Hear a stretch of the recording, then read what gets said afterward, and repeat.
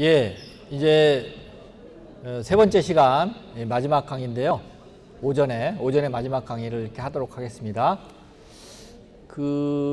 이제 아까 설명드린 거에 이어서 입주자 대표 회장이 이 하자담보 책임 종료 확인에 대해서 입주자 대표 회장은 공용 부분 담보 책임 종료 확인서를 작성할 때 전용 부분은 문제가 없죠.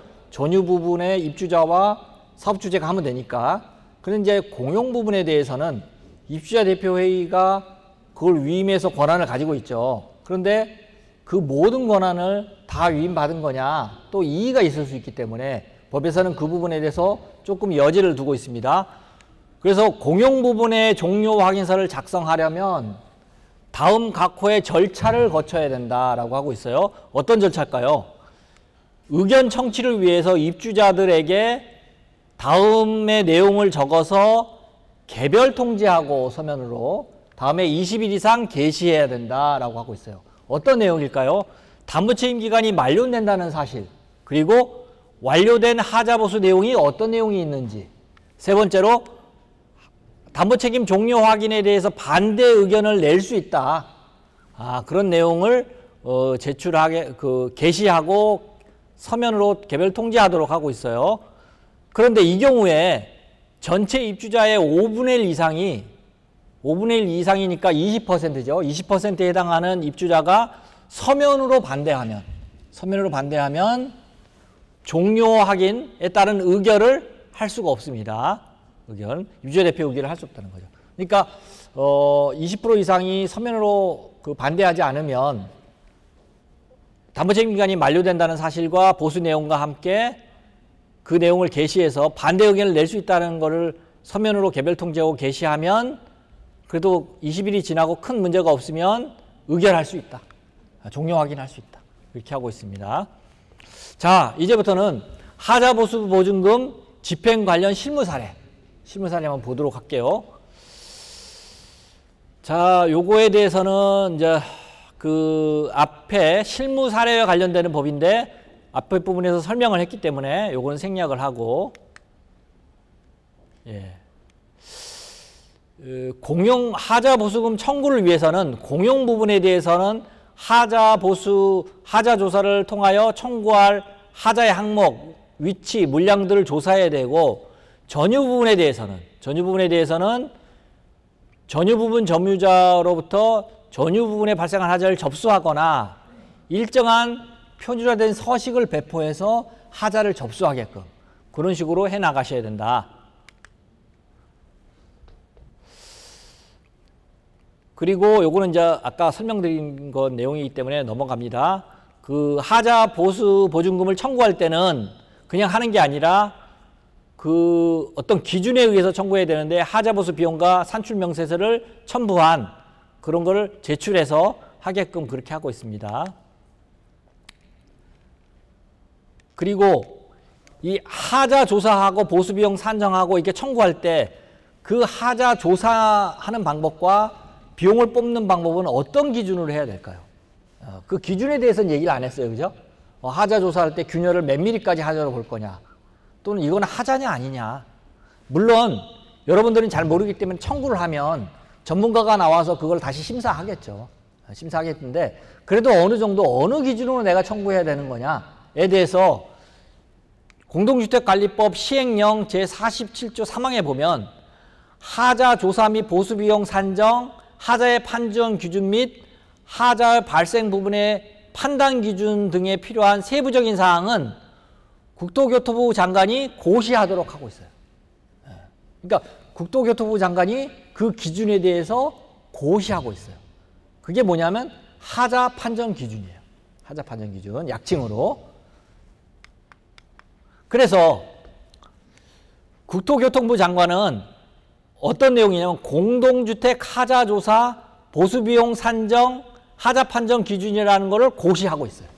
그러니까 이 고시를 여러분이 읽어보시고 되도록이면 이거에 준해서 신청하시면 좋다는 거죠. 좀 어렵죠. 내용이 어렵습니다. 근데 사실 요 내용, 공동주택의 하자 조사, 보수비용 산정, 하자 판정 기준을 오후에 강의를 하는 거예요. 그렇죠? 그러니까 오후에 강의하는 내용이 이 내용이에요. 그래서 이 내용을 들으시면 아, 내가 하자를 어떻게 하자를 조사하고 어떻게 판단해야 되겠구나를 이제 아시겠죠, 그죠? 예. 그래서 요거는 이제 오후에 강의를 들으시면 된다. 그래서 요거에 의해서 하자를 접수하는 게 좋다. 근데 여러분이 기술자도 아니고 그래서 이걸 완벽하게 100% 따를 수는 없겠죠, 물론. 그리고 여러분 입장에서는 또 그런 것도 있어요. 왜냐하면 관리 주체는 전용 부분의 입주자들의 하자를 모아서 또 청구하는 그런 입장이에요, 그죠? 근데 전용 부분 입주자가 하자라고 주장하는데 소장님이 이건 하자 아니에요 라고 자르기에는 조금 문제가 있죠, 그죠? 그래서 그런 거는 소장님이 판단할 일이 아니고 전문가에게 판단을 받으면 되는 거거든요. 그래서 전유 부분은 그냥 그대로 받아서 청구하는 거로. 그러면 전문가가 와서 그걸 판단하겠죠. 자, 이제부터는 하자 조사서를 한번 볼게요. 하자 조사 보는데 여기에 지금 제시하는 거는 이게 그 관리 주체에서 직접 작성한 건지 아니면 어떤 그 기술자한테 용역을 줘서 작성한 건지는 잘 모르겠어요. 모르겠는데 일단 주택도시보증공사로 와서 저희 같은 용역업체에 넘어온 서류예요. 그걸 가지고 교재를 만들어야 현실감이 있잖아요, 그죠? 그래서 아파트 같은 경우에 외벽 공용 부분이에요. 공용 부분 같은 경우에는 이렇게 균열 위치를 표시해서 표시된 균열을 엑셀로 집계표를 만들어서 단가를 곱해서 금액을 뽑으시더라고요. 그런 거에 있어서 가장 기초적인 작업이 뭐죠? 하자조사, 하자조사서. 그래서 이런 거가 되죠. 이건 아무래도 제가 볼 때는 좀 전문가가 작성한 것 같아요. 근데 소장님들도 할 수 있어요. 균열을 이렇게 표시할 수 있죠. 그래서 외벽에 균열, 빨간 거가 있고 파란 거가 있죠. 그래서 빨간 거는 뭐 건식균열, 파란 거는 뭐 습식균열 이렇게 구분해서 표기할 수 있죠. 또는 아파트 같은 경우에 정기점검 하시잖아요, 그죠? 정기점검 하기도 하고 그럴 때 균열조사서를 이용할 수도 있고 여러 가지 방법이 있겠죠. 다음에 이제 계단실 같은 경우에는 계단실 이렇게 쭉 돌아오면서 내려가다 보면 창문 하부로 균열 발생하고 누수되고 이런 거 있을 수 있죠. 그런 것들은 이런 도면에다가 이렇게 표기하면서 여기다 잘 안 보이는데 이렇게 빨간 거로 이렇게 누수균열 뭐 이렇게 표기하면서 조사할 수 있겠죠. 다음에 지하 비트 같은 경우에도 이렇게 들어가서 랜턴으로 비춰보면서 혹시 수직균열 같은 게 있으면 여기다 화살표로 균열을 그릴 필요는 없지만 화살표로 이렇게 위치 표시하면서 건식균열이 있다 이렇게 표기하면 되겠죠. 다음에 지하주차장 경우에도 벽체 같은 경우에도 조사가 가능하고 바닥도 가능하죠. 그다음에 조경 같은 경우에는 하자 어떤 청구를 위해서 한 번에 다 조사한다는 게 좀 어려워요. 그리고 조경 같은 경우에는 수시로 유지 관리를 하시거든요.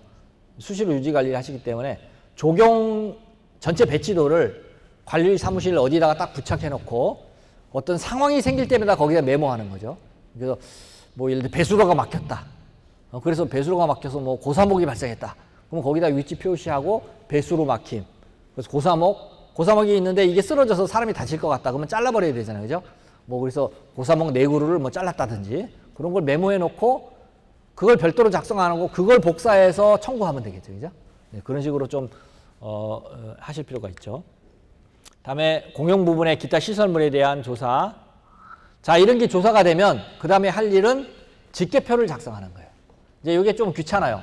귀찮은데 왜 집계표를 작성해야 되냐? 집계표를 작성해야 물량이 나와요. 그렇죠? 집계표를 작성해야 물량이 나오죠. 그냥 도면 보고 물량이 안 나오잖아요. 그죠? 그래서 집계표를 작성해야 물량이 나온다. 그래서 집계표를 이렇게 작성해 달라. 집계표를 작성할 때 이제 요거는 이제 집계표를 작성해서 주택도시보증공사에 청구한 내용이에요. 여기 같은 경우에는 이 균열이 언제 사업주체 때 언제 발송일 언제 사업주체에게 공문으로 하자보수 요청한 거다라는 것까지 여기다 표시를 했죠. 그죠? 이런 경우에는 거의 완벽한 거죠. 그죠? 완벽하게 지금 되어 있는 상태. 그래서 하자 같은 경우에는 처음부터 관리를 그 엑셀 프로그램으로 관리를 하시는 게 좋아요. 그래서 왜냐하면 엑셀 프로그램으로 접수를 받고 그걸 출력해서 사업주체한테 보내고 그것도 잘 안 되면 그걸 또 출력해서 보증을 하고 그래서 엑셀로 이게 관리하시는 게 좋습니다. 그 전용 부분도 엑셀 파일에다가 이렇게 관리해 나가셔야지 뭐 이렇게 대장에 쓰기 시작하면 나중에 그걸 정리하기가 굉장히 어려워요. 그래서 엑셀 파일을 적극적으로 활용해서 해라라는 말씀드립니다. 다음에 이제 조경 같은 경우에 이렇게 할 수 있고, 자 이제 공용 부분은 이렇게 하면 되죠. 그래서 하자 조사하고 엑셀로 직계표를 만들어서 직계표가 나오면 물량 직계가 나오고 거기다 단가 곱하면 금액이 나오죠. 전용 부분은 두 가지 방법이에요. 접수를 받는 방법이 있어요. 접수를 받는 방법은 예를 들어 공지를 해서 하자를 접수해라. 그래서 관리사무실에서 직원 하나를 시켜서 엑셀 파일을 열어놓고 접수할 때마다 엑셀 파일에다 입력하는 방법이 있어요. 굉장히 효율적인 방법이죠. 근데 또 한 가지 방법은 설문서를 나눠줘서 접수받는 방법이 있어요. 근데 그냥 하자를 접수해라 그러면 하자 양이 얼마 안 돼요. 일단은 관리사무실 가서 접수하는 게 귀찮아. 그죠? 그러다 보면 정말 중요한 게 빠지는 수도 있어요. 그래서 하자 조사서를 이렇게 나눠주고 접수받는 방법이 있는데, 여러분 교재 한번 볼게요. 52페이지 한번 보면 52페이지에 나와 있는 거는 주택법 기준이에요. 주택법 기준이니까 여기 나와 있는 것처럼 1년차, 2년차, 3년차, 4년차, 5년차 다 있죠. 이런 경우에 52페이지 보면 그게 이제 1년차죠. 이렇게 세대하자 신청을 받습니다. 안내문을 작성해서 53페이지에 보면 1년차 하자에 대해서 이렇게 명기를 하고 여기다 표시해 주십시오. 이렇게 하는 거죠. 이제 이게 설문서를 나눠줘서, 조사서를 나눠줘서 접수받는 방법이에요. 아까 질문이 있었지만 이 조사서를 받아서 이걸 첨부해서 사업주체한테 하자 보수 해달라고 하면 돼요. 그런데 이걸 가지고 하자 보증금을 받으려면 이거 내용을 엑셀로 리스트업을 해야죠. 리스트업을 하는 절차가 한 번 있는 거예요. 자, 그래서 혹시 관리주체에서 좀 행정력이 되면 하자 접수를 받고 접수받는 대로 엑셀에 기입하고, 엑셀에 기입하면 이게 데이터베이스가 되거든요. 그래서 우리가 그걸 영어로 소트한다 그러잖아요. 그죠? 그래서 예를 들어 도장공사, 도배공사, 균열보수공사 쭉쭉쭉 입력했는데 도배만 한번 뽑고 싶다. 그러면 도배만으로 쫙 리스트업이 되잖아요. 그죠? 그리고 뭐 균열보수만 뽑고 싶다. 균열보수만 쭉 리스트업이 되니까 엑셀 프로그램을 이용하면 그게 데이터베이스화 할 수 있기 때문에 굉장히 효율적이죠. 그래서 어쨌든 53페이지가 이제 그렇게 조사서고, 55페이지 보면 2년차 하자 조사서예요. 그래서 이렇게 신청을 받는 거죠. 자, 이제 2년차 신청 받을 때 3년차나 5년차나 10년차를 접수받을 수 있을까요? 당연히 받을 수 있죠. 그러니까 여기서 2년차라는 건 2년차 이상을 얘기하는 거예요. 2년차 이상을. 다음에 이제 56페이지 보면 3년차 하자, 57페이지 4년차 하자, 58페이지 5년차 하자, 다음에 60페이지에 보면 10년차 하자까지. 이게 주적법에서 이런 양식을 우리가 사용해 왔었어요. 그동안. 62페이지 보면 이제 요거는 이제 제가 작성한 거예요, 제가. 공동주택관리법에 의해서 하자 청구한 양식을 아직 본 적은 없어요. 왜냐하면 지금 공동주택관리법이 2016년 8월 달에 만들어졌고 지금 이제 2년이 좀 지났잖아요. 그죠? 그래서 아직 제가 그런 일을 한 적은 없어가지고 제가 이걸 만들었습니다. 그래서 62페이지 보면 2년차 공동주택관리법에 의해서 2년차 이상 세대하자 신청서. 그래서 제가 이상이란 말을 넣어놨어요. 그렇죠? 3년차 이상 세대하자 신청서. 그 다음에 65페이지 보면 5년차 이상 세대하자 신청서. 66페이지 10년차 이상 세대하자 신청서. 그래서 이렇게 세대하자 신청서를 통해서 접수를 받는 방법이 있다. 68페이지를 보면요. 이런 내용이 나와요. 그래서 이 하자 조사서를 나눠주고 접수받는 거의 문제는 물량을 파악하기 어렵다는 게 있어요. 그래서 거기다가 이제 이게 우리가 이 통보를 할 때 그런 말을 써요. 물량을 좀 써주세요. 그죠? 근데 자, 이 물량이 무슨 말인지. 결국에는 그 보수 물량인데, 그러니까 도장이다 그러면 도장 보수를 해야 될 면적을 써야 되는 거거든. 그런데 입주자들이 그걸 이해하고 쓰기가 어렵잖아요. 그죠? 그래서 어떤 이런 방법도 써요. 이렇게 도면을 나눠주고 하자를 접수하되 하자가 발생한 위를 표시해 주세요 이거지. 예.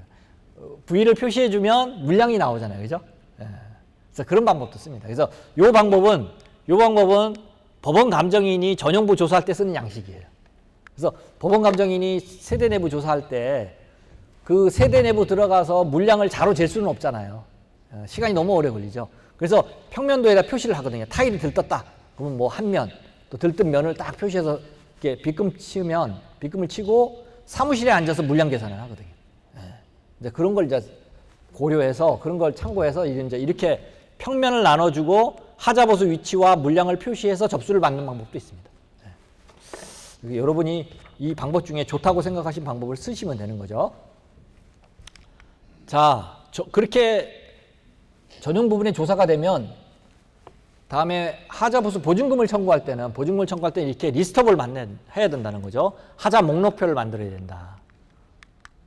자, 하자 설명서다 이거는. 하자 설명서를 작성하는 방법인데 양식에 구애받지 마시고 여러분 교재에 나와 있긴 한데 70페이지부터 나오죠. 나오는데 양식에 구애받지 말고 그 하자를 가장 잘 설명할 수 있는 방법을 쓰면 됩니다.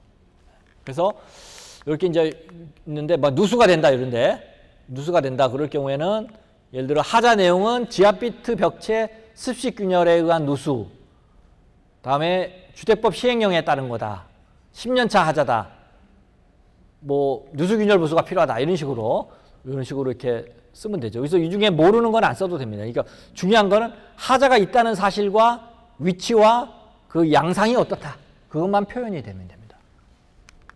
그러면 이제 이렇게 되면 저 같은 용역업체 기술자가 가서 거길 가보죠. 가보고 당장 누수가 되지 않다 하더라도 누수 흔적이 있거든요. 누수 흔적을 보고 아 이건 물량이 어느 정도 돼 보인다. 그리고 여러분이 제시한 도면을 보고 아 이거는 어떻게 보수해야 되겠다. 그래서 누수 균열 보수로 될 건지 아니면 뭐 배면 그라우팅을 해야 될 건지 그런 판단을 한다는 거죠. 그렇죠? 그러면 도면을 보고 판단하죠.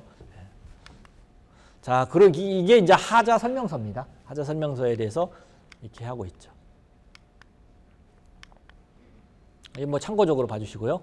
자, 요게 뭐냐? 이게 바로 여러분이 자주 보셨을 텐데 이런 어떤 판단을 하는 데 있어서 가장 중요한 게 공동주택관리법 시행령에서 뭐라고 돼 있냐면 국토교통부 장관이 고시하는 공동주택 하자 조사 및 보수 비용 산정 및 하자 판정 기준에 따라라 이렇게 돼 있어요. 그래서 이게 이제 그 일부분을 여기다가 제시한 거죠. 그래서 거기 보면 내용에 보면 총칙이 나오고 하자 여부 판정, 하자 조사 방법, 하자 비용 산정 그리고 각종 별표들이 나와 있는데 뭐 요 내용을 근거로 해서 오후에 이제 강의가 진행될 예정이다 이렇게 보면 되겠습니다. 자, 요거는 실질적으로 이제 제가 심사를 나갔던 부분이에요. 나갔던 현장인데 대구에 있는 아파트예요. 대구에 있는 아파트에 심사 나갔던 그 자료를 가지고 이 교재를 만들었어요.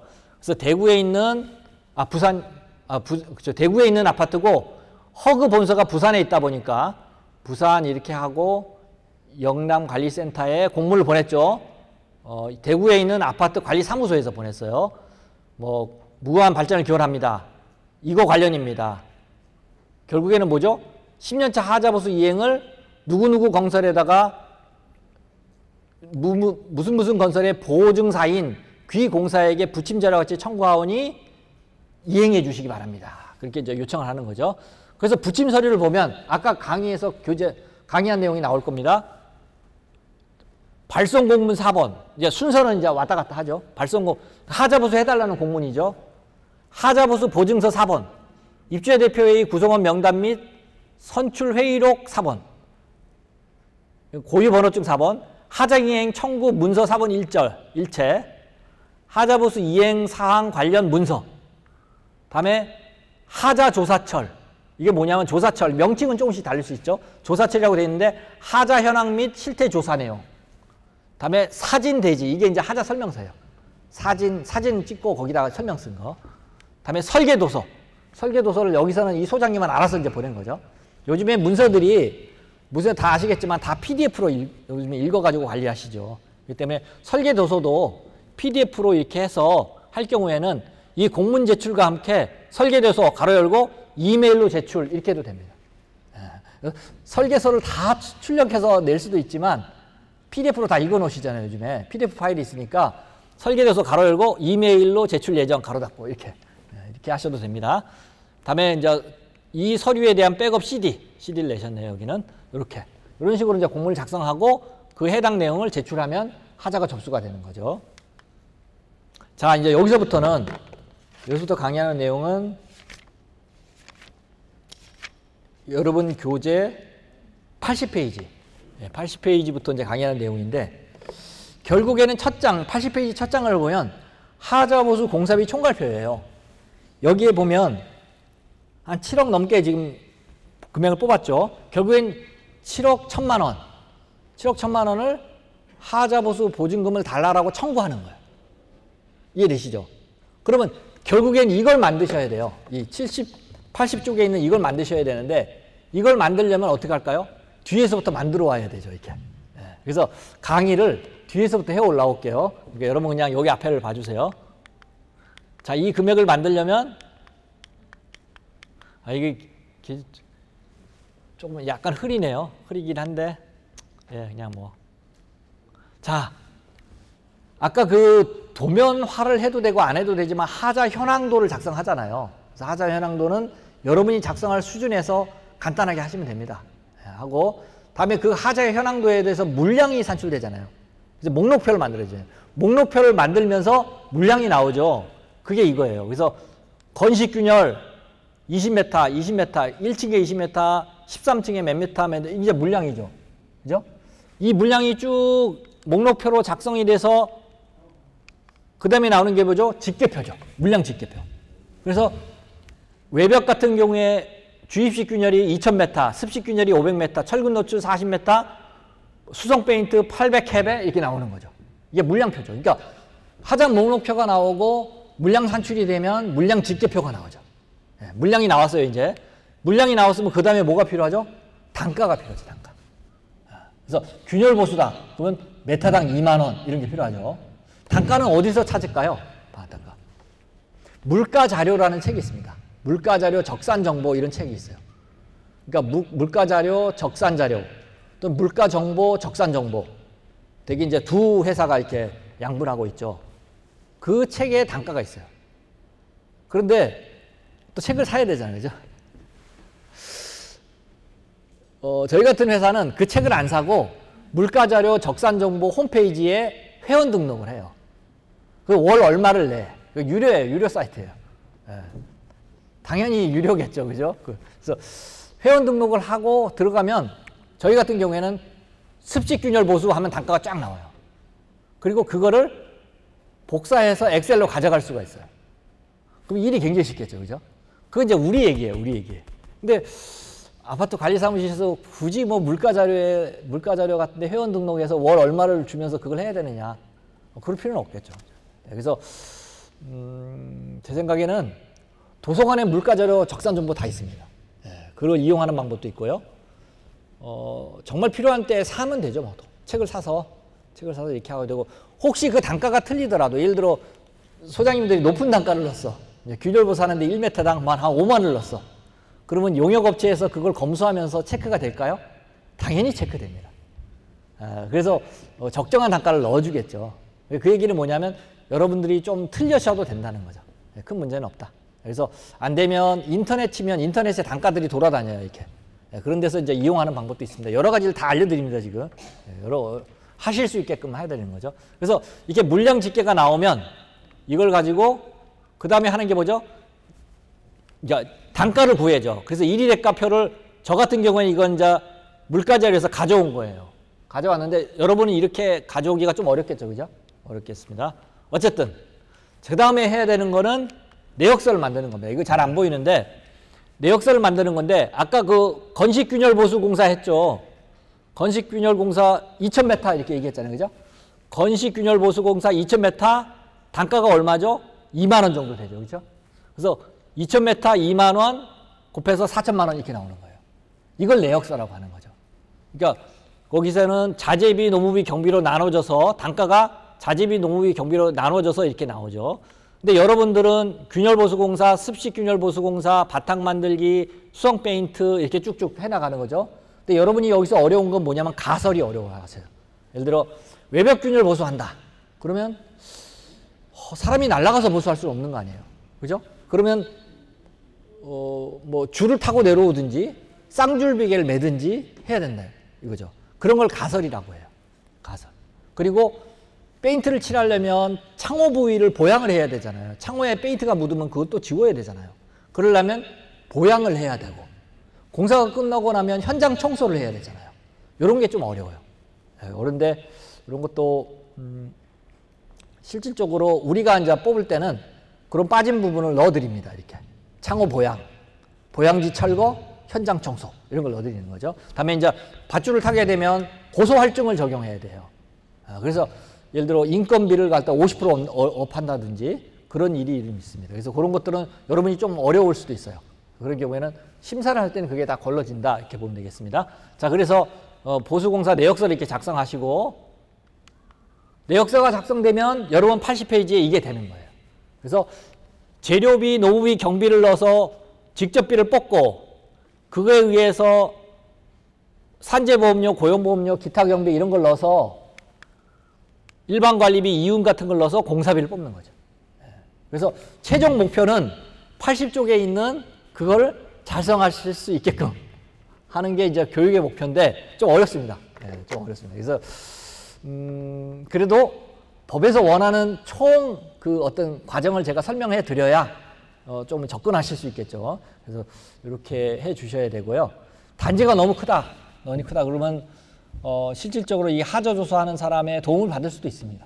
도움 받아서 할 수도 있는데 이 주택도시보증공사가 이제 국가기업처럼 이렇게 돼 있기 때문에 두 번 돈을 쓰는 거는 원치 않거든요. 그래서 어느 정도 형태만 갖춰주면 하장 이행 청구가 가능하고 여러분한테 그거에 대해서 부족한 부분 보완해 달라고 요구하고 그래도 좀 기술적으로 보완이 안 되는 부분은 결국에는 용역 업체가 나가서 그 부분을 보완하면 되니까 큰 문제는 없습니다. 다만 이제 가장 중요한 금액 같은 건 문제가 안 되는데 하자 조사를 용역업체가 해주는 건 아닙니다.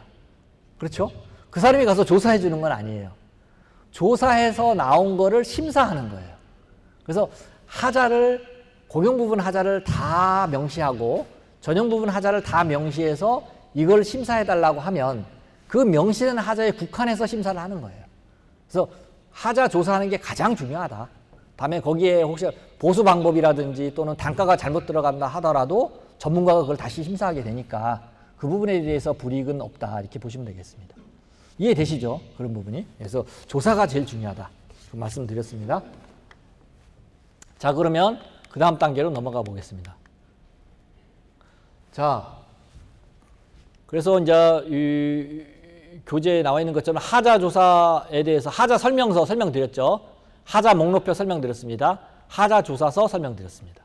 이 부분에 대해서 설명드렸죠. 그래서 이제 요 설명드렸고 보증금의 관리에 대해서 설명드렸죠. 그래서 이것도 아까 드린 내용입니다. 공동주택관리법 시행령에 의하면 보증금은 금융계좌로 받게 돼 있다. 그래서 현금 변제다. 금융계좌로 받게 돼 있다. 그리고 공금에 해당하는 그 공금을 사용할 수 있도록 두 명의 어떤 도장이 찍힌 그런 공동계좌로 입금되게 된다. 다음에 아까 말씀드렸습니다. 보증금을 지급받기 전에는 공사하는 사업자를 선정해서는 안 된다. 이렇게 돼 있고 다음에 보증금 사용 시에는 사업 주체에게 통보해야 되죠. 뿐만 아니라 의무관리 대상의 경우에는 시장, 군수, 구청장에게 30일 이내에 신고하게끔 돼 있다. 그걸 다시 한번 강조를 드립니다.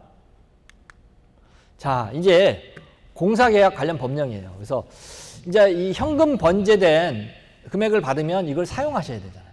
그렇죠? 사용해야 되는데 이 사용하는데 옛날에는 뭐 이 기준이 별로 없었어요.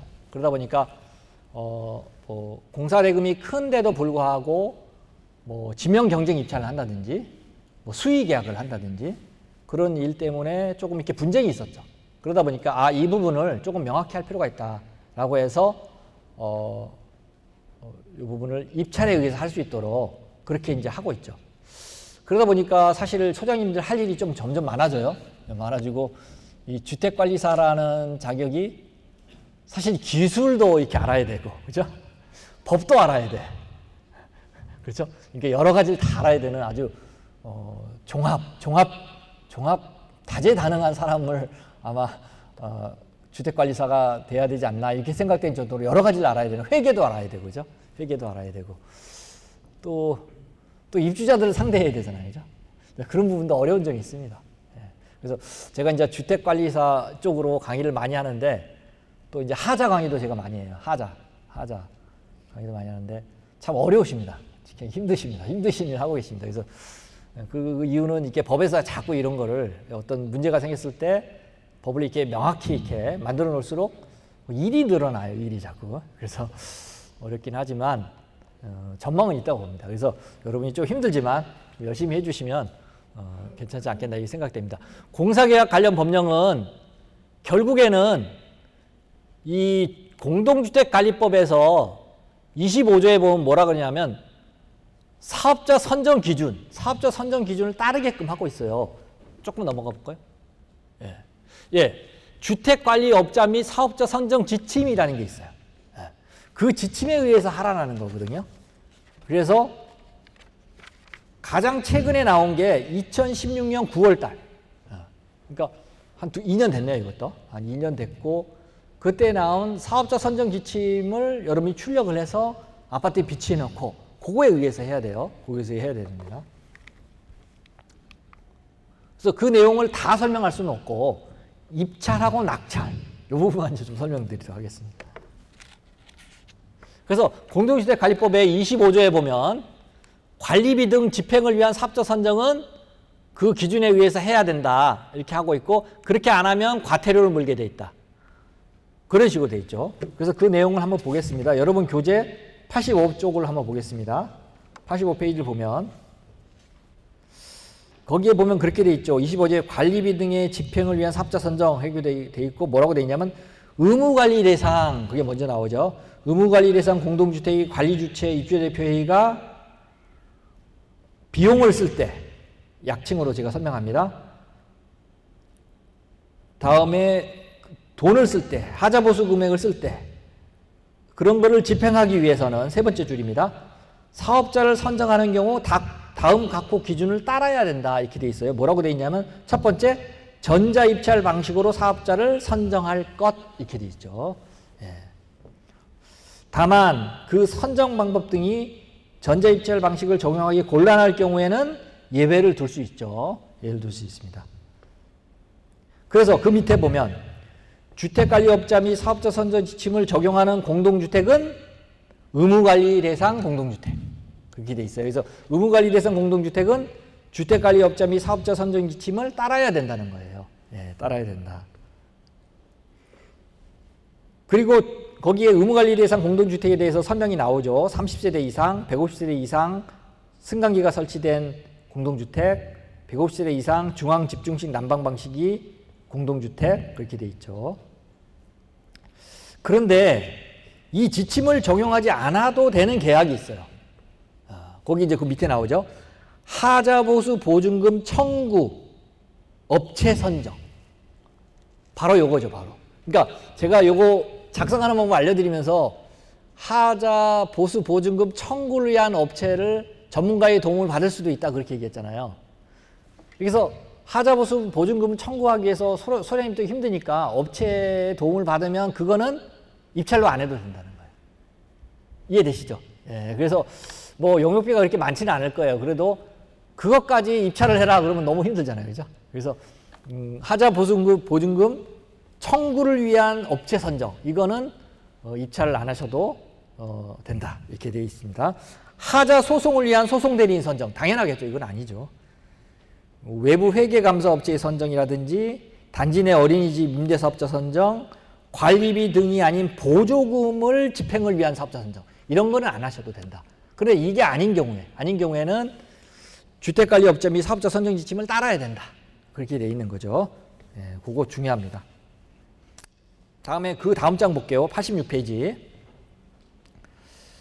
86페이지에 보면 뭐라고 되어 있냐면 관리주체 및 입주자 대표인은 다음 각고 구분에 따라 사업자를 선정하고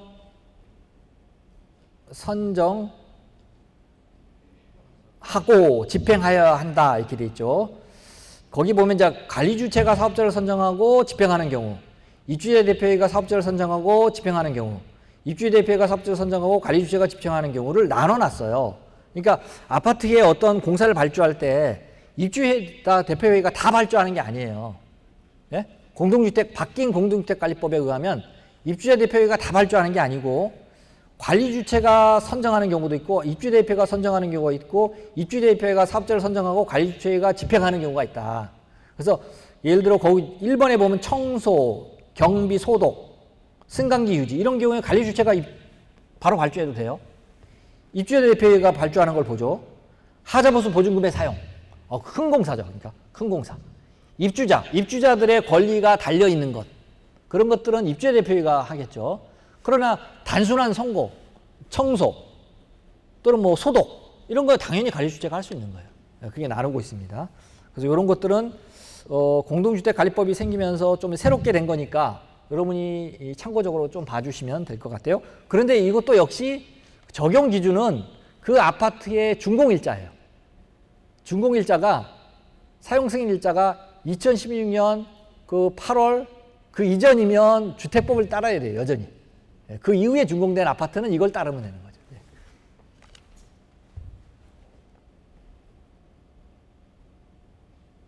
자, 그렇게 돼 있고 동그라미 3번에 보면 입찰 방법 및 대통령이 정하는 방식이라는 거는 그 1번에 보면 국토교통부 장관이 고시하는 내용 그렇게 돼 있죠.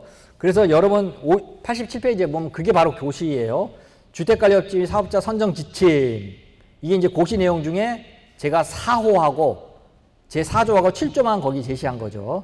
그래서 주택관리업자 및 사업자 선정 지침 보면 이게 한 20페이지 정도 돼 있어요. 요거 강의하려면 한 1시간 정도 걸려요. 1시간 걸리는데 가장 중요한 거는 오늘 강의와 관련된 거는 4조하고 7조. 4조는 입찰, 7조는 낙찰. 입찰이라는 게 뭐죠? 입찰, 낙찰 비슷하게 보이지만 입찰은 공사 발주를 위해서 사람을 모으는 거예요. 예. 일반 경쟁 입찰 그건 뭘까요? 누가 와도 괜찮아. 누가 와도 괜찮은데 최소 기준은 정해놔요. 예를 들어 균열 보수한다. 그러면 유지관리업 면허를 가진 사람으로 누구나 와도 된다. 이걸 일반 경쟁 입찰이라고 해요. 두 번째로 지명 경쟁 입찰이라고 있죠. 지명 경쟁 입찰이라는 건 제한 경쟁 입찰이죠. 제한 경쟁 입찰이라는 거는 그 내용 중에 그 계약의 목적에 따라 일정 부분 제한을 두는 거예요. 제한을 두는 건데 거기 보면 뭐라고 돼 있죠? 사업 실적, 기술 능력, 자본금 같은 걸 제한을 두는 건데 기본적으로 예를 들어 유지관리 업체를 면허를 가지고 있는 사람 하는 것을 제한이라고 하진 않아요. 그건 일반 경쟁 입찰이고 뭐 유지관리 면허를 가지고 있으면서 1년 실적이 뭐 10건 이상 그리고 1년 매출이 5억 이상 이렇게 두는 거를 제한한다고 하는 거예요. 그래서 제한 경쟁 입찰이라고 합니다. 그렇게 하고 있는데 그런데 이제 문제는 거기 읽어보시면 알겠지만 과도한 제한을 두지 못하게 하고 있어요.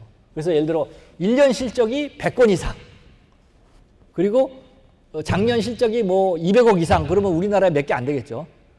그거는 제한 경쟁 입찰이라기보다는 거의 지명에 가까운 거죠. 그래서 과도한 제한을 두지 않게끔 그렇게 지침에서 정하고 있습니다.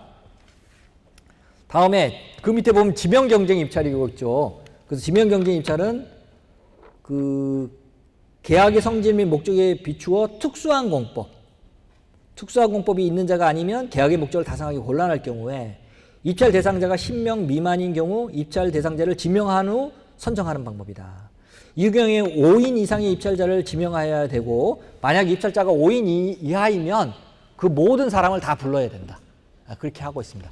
이게 지명 경쟁 입찰입니다. 그래서 방수공사 같은 경우에 뭐 특이한 공법의 방수공사 또는 커튼월의 어떤 문제라든지 이렇게 좀 특수한 공법이 들어간 거는 지명 경쟁 입찰할 수가 있어요.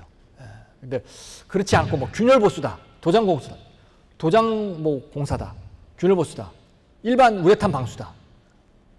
지명할 수가 없습니다. 우레탄 방사할 수 있는 업체는 우리나라에 뭐 1000여 개가 넘죠. 그럴 때는 이렇게 지명한다는 건 좀 논리에 맞지 않는 거죠. 자, 그렇게 보시면 되고, 낙찰이라는 게 있어요. 이제 여기 이제 여러분 88페이지 이제 끝나갑니다. 낙찰. 낙찰이라는 거는 업체를 선정하는 방법이에요. 그래서 입찰, 낙찰.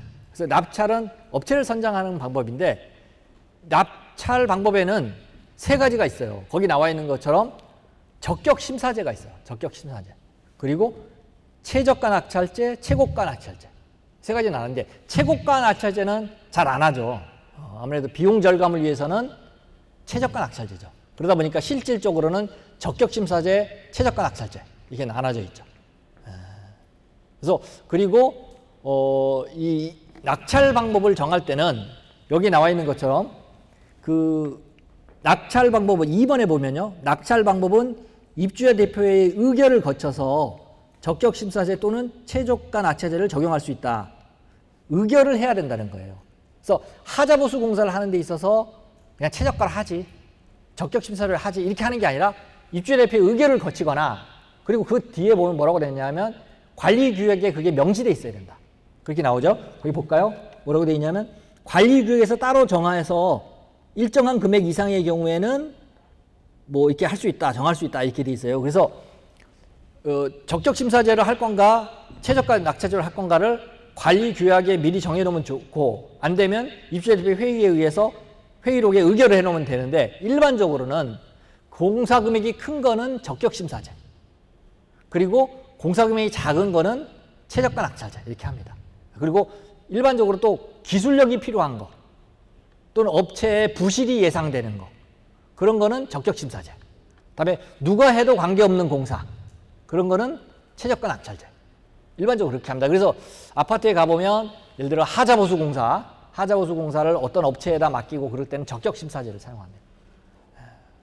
그리고 이제 방수공사 같은 경우에 주민들이 돈을 모아서 또는 장기수선 충당금으로 방수공사를 하는데 전 지붕의 방수공사를 새로 한다. 그럼 비용이 상당하죠, 그죠? 그런데 이 방수공사는 방수업체가 많다는 거는 그만큼 또 부실한 업체도 많다는 거거든요. 우레탄 방수를 해라, 3mm 발라라 했는데 얇게 발랐다고 생각해 보세요. 또 우레탄 방수 같은 거 하는 경우에 그 바닥에 습기가 남아 있거나 또는 습기를 그 바닥을 평평하게 하지 않으면 하자가 발생하잖아요. 그런 경우에 최저가로 하면 소장님들이 굉장히 불안하시죠. 그죠? 저 이거 제대로 하는 건가? 공사해놓고 이거 좀 문제 발생하는 거 아닌가? 이럴 경우에는 적격 심사제를 해야 된다는 거죠. 그래서 중요한 공사 또는 금액이 큰 공사는 적격 심사제, 다음에 누구나 할 수 있는 공사는 최저가 낙찰제, 또 금액을 정해서 1억 이하, 1억 이상 이렇게 나누기도 합니다. 그래서 그런 방식으로 의결을 받아놓으면 되겠습니다.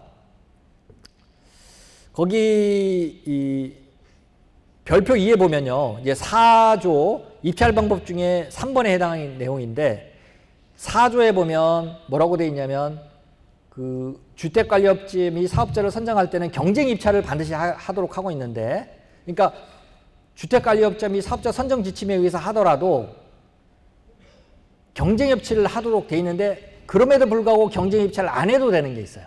그게 바로 88페이지에 보면 거기 수의계약 대상이라고 되어 있죠. 그래서 보험계약을 하는 경우, 공산품을 구입하는 경우, 그런 경우 쭉 나오면서 가장 중요한 게 있죠.